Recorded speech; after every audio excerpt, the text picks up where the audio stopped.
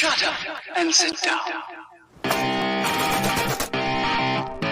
I am a radical libertarian. And we don't want the government to do a damn thing. The current state of politics is unsustainable, politically, economically. You deserve better. It is about supporting, platforming, and assisting the people who are out here actually doing the fight. You just take an issue that's important to you and do something. There you go. You are part of that declaration against tyranny. Because no one brings tear gas to a gunfight. This conversation gives me a little more hope for the future. The one, the only. Fight for liberty. This is the cherry on top.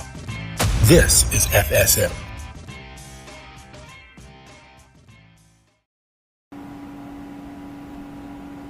What's up, everybody? Welcome to Fight for Liberty pre-show. We are going on Riverside.com today as a new streaming platform, and so we are just doing a little bit of a little pre-show, probably like 10 minutes, just to make sure everything's working right.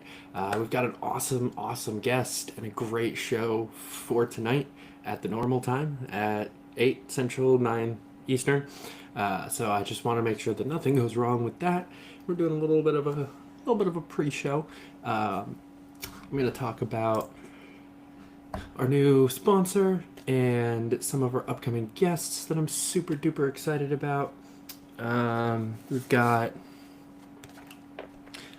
a new setting because I'm traveling again, so that's been fun.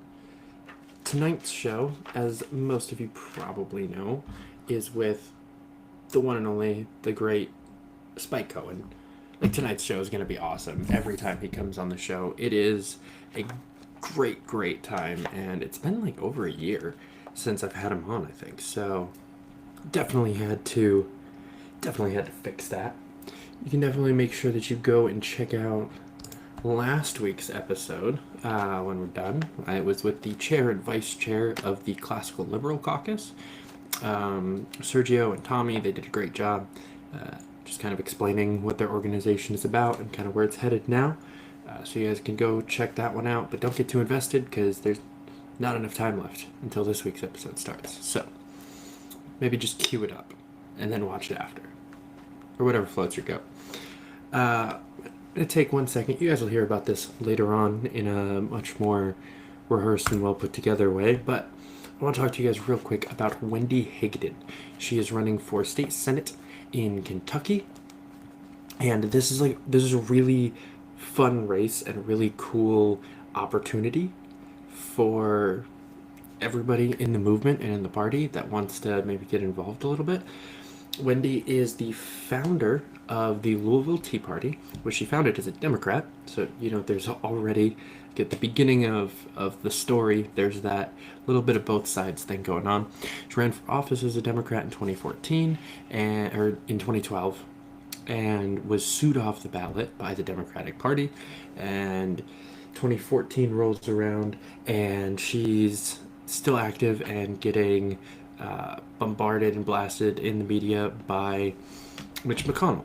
So neither side was having the freedom-loving, pro-fair economics, sound economics type candidates as we're pretty used to.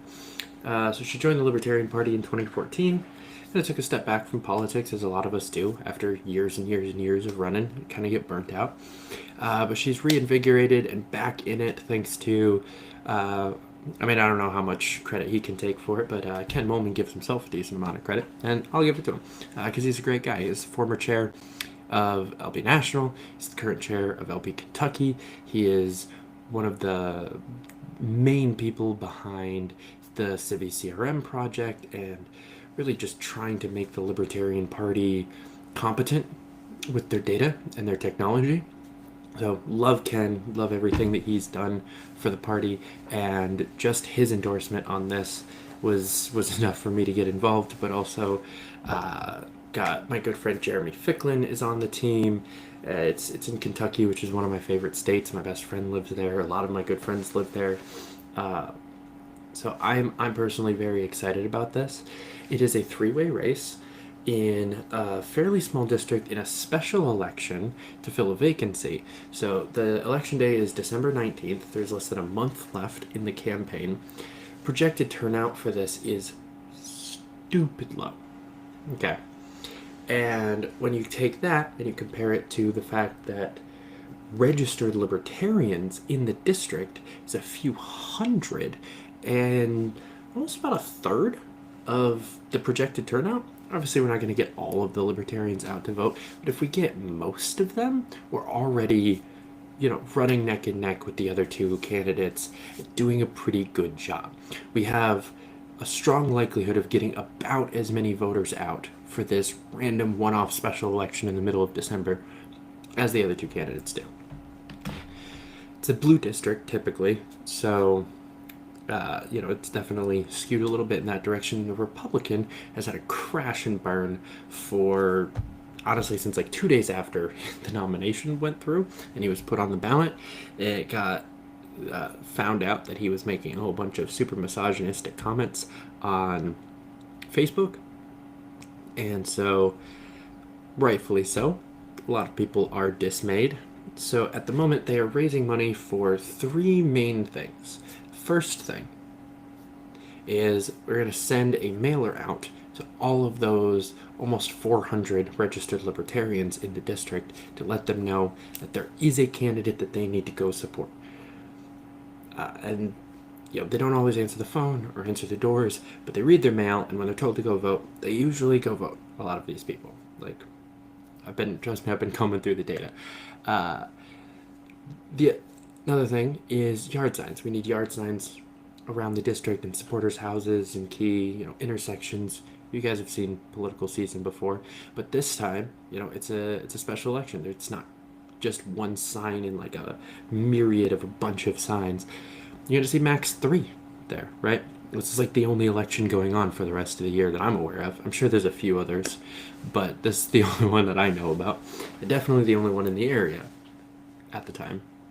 And then we're going to send out a mailer to a bunch of independent Republican women between the ages of 18 and 40-ish who probably heard about the Republican candidate's crash and burn, or if they haven't, are going to respond fairly positively towards us, not towards that, right?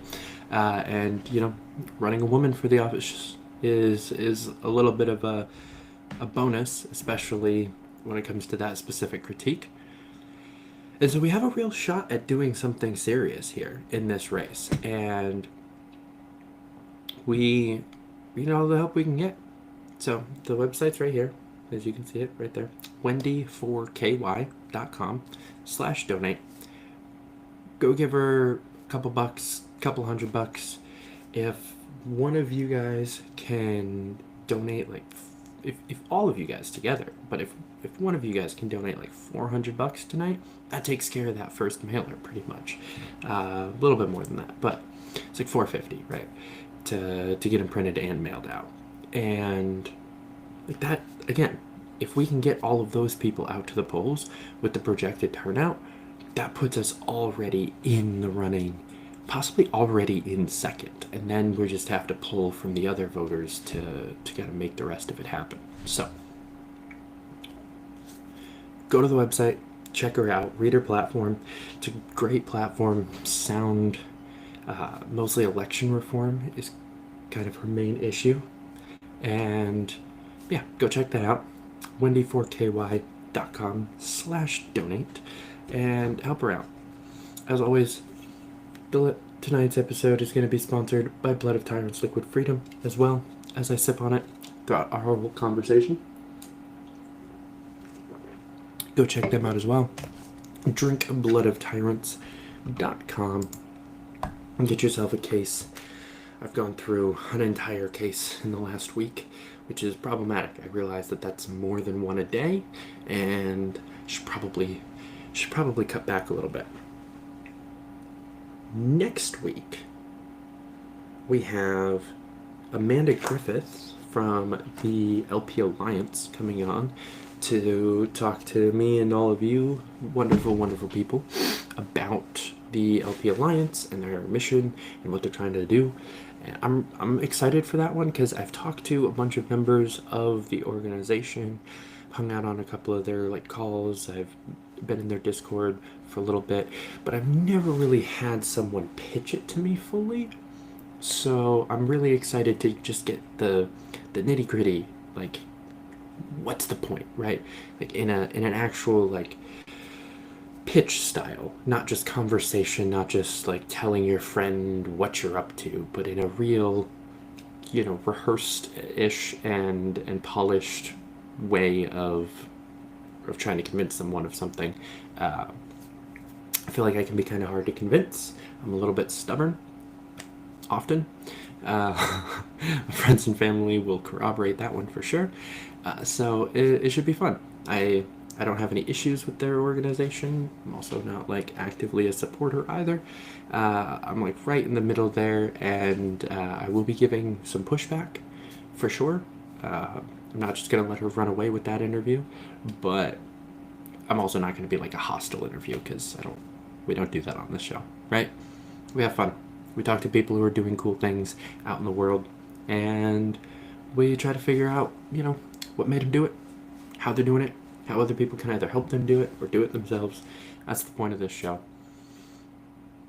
After that, I'm hoping, the following week is actually not scheduled, confirmed yet, because I'm trying to make sure that Wendy can be there before the election.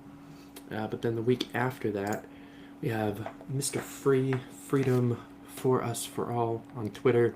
He's the host of Are You Smarter Than a Politician?, which in my opinion is one of the coolest and definitely one of the fastest up-and-coming shows in the movement and like in our kind of circles. He's got great guests. He's got a really cool show layout.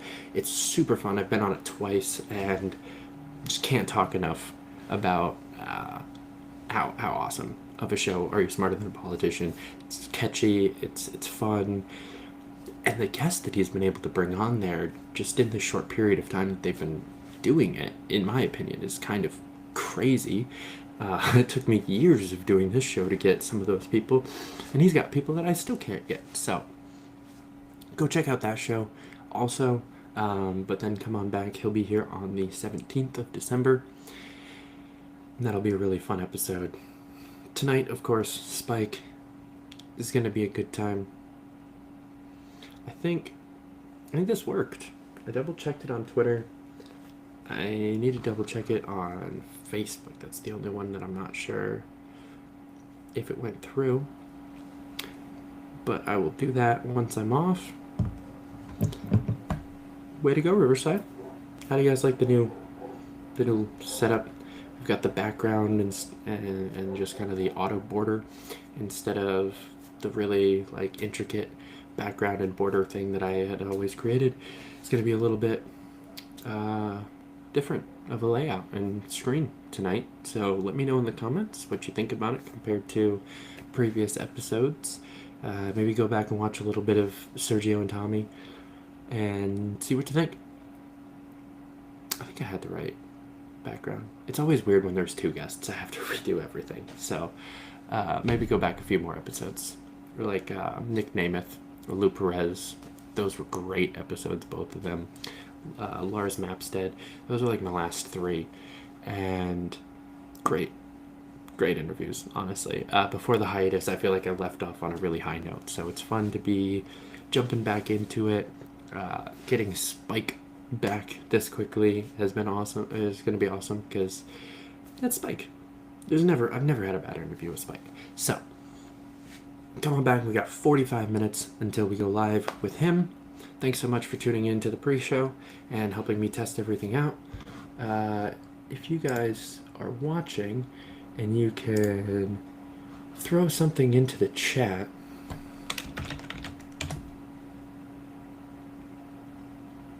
See if that worked. If you're watching, say something in the chat. See if it's working so that I can make sure that I can actually keep up on that during the show. But other than that, see you guys in 45 minutes. Until then, keep up the fight.